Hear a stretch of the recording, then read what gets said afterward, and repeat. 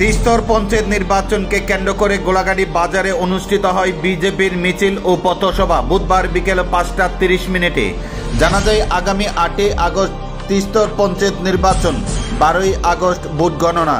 সেদিকে লক্ষ্য রেখে গোলাগাড়ি বাজারে সিপাহীজলা জেলা পরিষদের 5 নং আসনে বিজেপি মনোনীত প্রার্থী সুমিত্রা দাসের সমর্থনে এবং পঞ্চায়েত সমিতির আসনে বিজেপি মনোনীত প্রার্থী রবীন্দ্র দত্ত এবং গোলাগাড়ি 13টি পঞ্চায়েতে বিজেপি মনোনীত প্রার্থীদের বিপুল ভোটে জয়যুক্ত করার লক্ষ্যে বুধবার অনুষ্ঠিত হয় বিকেলে বিজেপির মিছিল ও পথসভা।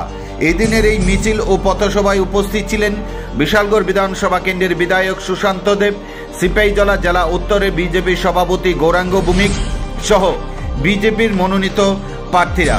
এদিনের এই মিছিলটি গোলাগাড়ি বাজারে বিভিন্ন এলাকা পরিক্রমা করেন, পাশাপাশি গোলাগাড়ি বাজারে এক পথসভা আয়োজন করেন।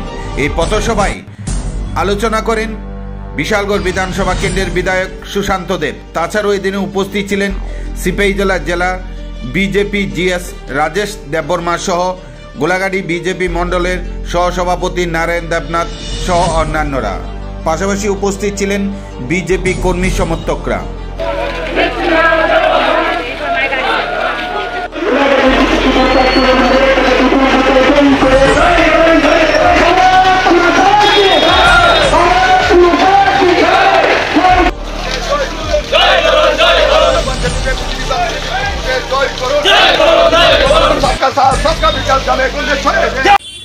আমরা দেখেছি তিস্তর পঞ্চায়েত ব্যবস্থা এই ভারতবর্ষের গ্রামীণ উন্নয়ন দিশায় নিয়ে যাওয়ার জন্য একটা গুরুত্বপূর্ণ ভোট।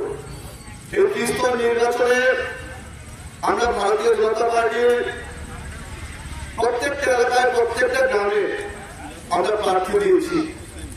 আমাদের সকলের অক্লান্ত পরিশ্রমে আমরা প্রত্যেকটা বুথে আমাদের সংগঠন মজবুত করতে পেরেছি বলে আমরা 90% পঞ্চায়েতে আমরা বিনা প্রতিদ্বন্দ্বিতায় জয়ী হয়েছি।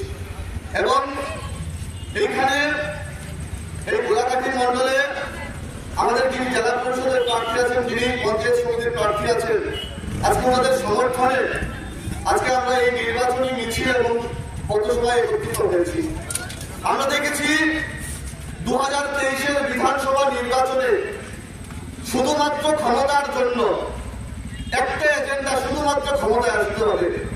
দুই মেরুর দুইটা দল যারা চিরজীবন একে অপরের বিরুদ্ধে লড়াই করেছিল, এই দুইটা দল শুধুমাত্র ক্ষমতার জন্য একসঙ্গে এসে জোট করেছিল।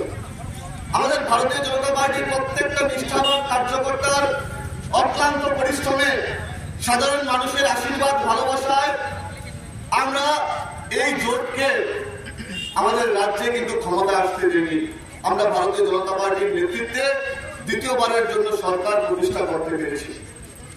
আজকে আমরা সবাই অবগত আছি যেই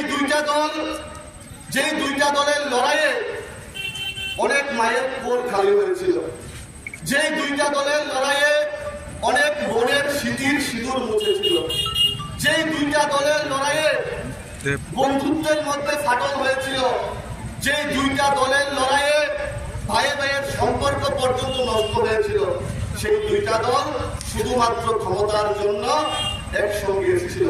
এই পঞ্চায়েত নির্বাচনে অনেক প্রপোগান্ডা, অনেক ধরনের ষড়যন্ত্র করার চেষ্টা করছে বিভিন্ন এলাকাতে।